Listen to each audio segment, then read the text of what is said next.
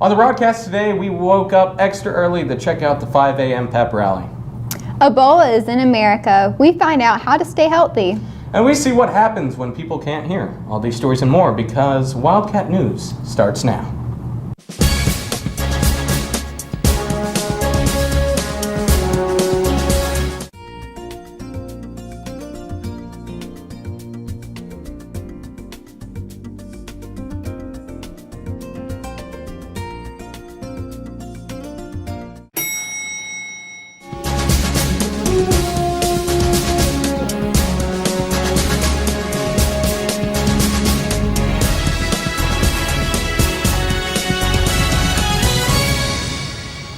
Good morning, West Johnston. I'm Erik Beene.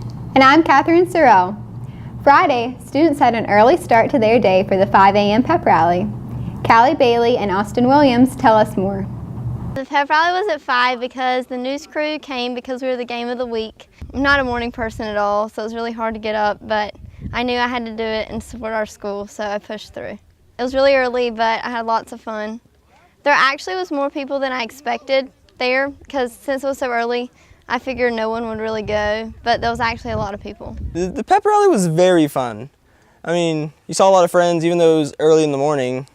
I liked the band being a part of the pep rally and getting the Spirit Club hyped for, everyone going along with their songs and doing the bula bula. The pep rally was fun. It was fun to see everyone who actually had school spirit and came out. If you didn't come to the pep rally, you really missed out, and you need to gain some more school spirit. I would say for the people who didn't come to the pep rally that they are lame and lack school spirit. The pep rally was a really good turnout. I really didn't think there was going to be many people showing up, but they kind of surprised me, and by the end of it, there was a lot of people there. 5 a.m. was pretty early. I'm just happy they had free coffee. Well, it's that time of year again. Seniors are getting serious about college. Marissa Greene reports on how some seniors are choosing the perfect school. Several seniors at West have begun their college search. I toured ECU, UNCW, UNC Asheville, and Colorado and Washington.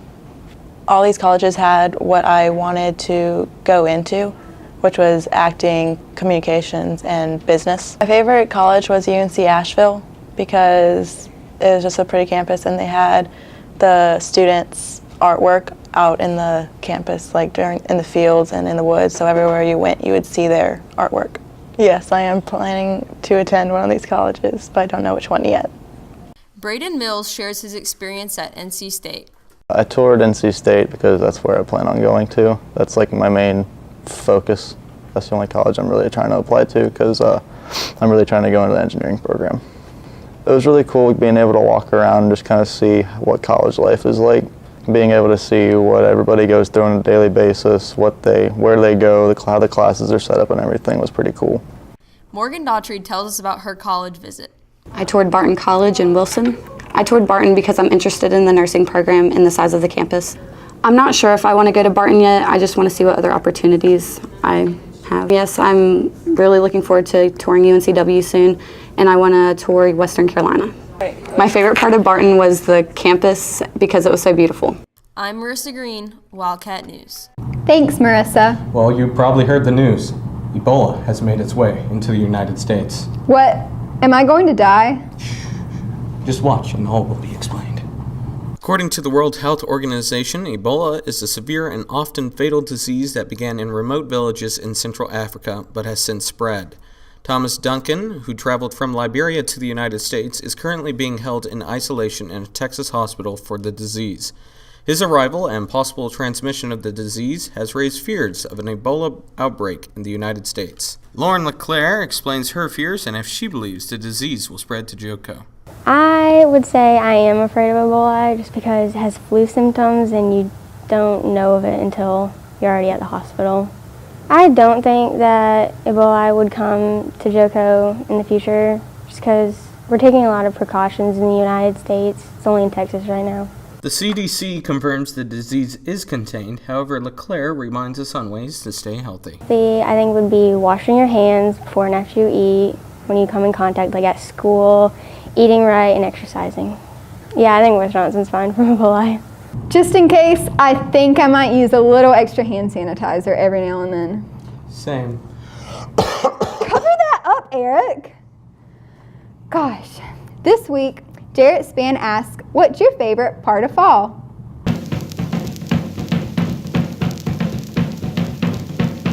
What's your favorite part about fall? The cross-country postseason. Probably the smells. The colors of the leaves changing. My birthday. What's your favorite part about fall? Probably the trip. The trip. Someone already said that. Oh, the cool temperatures. Jeans. Sweaters. And scarves. Thanksgiving. The pumpkin pie. Football. Thanks, Jarrett. With fall comes football. Jowann Holder checks in with a few students to see how their fantasy teams are doing. What is fantasy football? Fantasy football is just online. It's a football league that's online. That's what fantasy football is. Fantasy football is when you and a group of friends come together and just make up teams and play against each other. Students gain bragging rights by playing fantasy football. I think my favorite part is being able to beat my friends and all that. My fantasy team is they're 2-2. Like I'm kind of mad about that because like at first I was 2-0. I was like, oh yeah, I might be undefeated and stuff like that. And now they're 2-2, so I'm kind of mad about that. People take fantasy football very seriously. Fantasy football it's actually it's competitive. Like people take it really serious. Like especially if they lose and stuff. Oh my God, they take it really serious. But to me, it's not really that serious to me.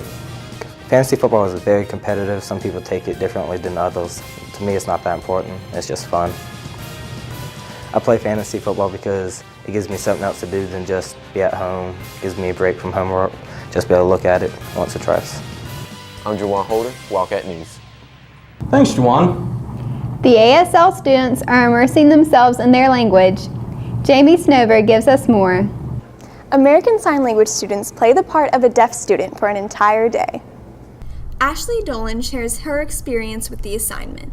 The rules for Deaf for a Day are different in ASL 1 and ASL 3. ASL 1 has to do it in every class for only 10 minutes, and ASL 3 has to do it the whole time in every class. And afterwards, you have to write a paper about it. The most difficult part of Deaf for a Day would have to be that you can't hear anything your teachers are saying, and when your friends talk to you, you just get a funny look. My favorite part of Deaf for a Day would be that you get to experience what deaf people go through. The most difficult class would have to be English because your teacher wants to talk the whole time and she wants to read to you and all you hear is mumbles. Josh Harker tells us how the project affected him. The rules for the assignment are we're wearing earplugs all day, every class, all day long, and you can't talk but you have to, because you're deaf. You're supposed to be deaf. I'd say the most difficult part was having to see all the people talking and me not being able to. Jowann Cashwell explains how she did with the project.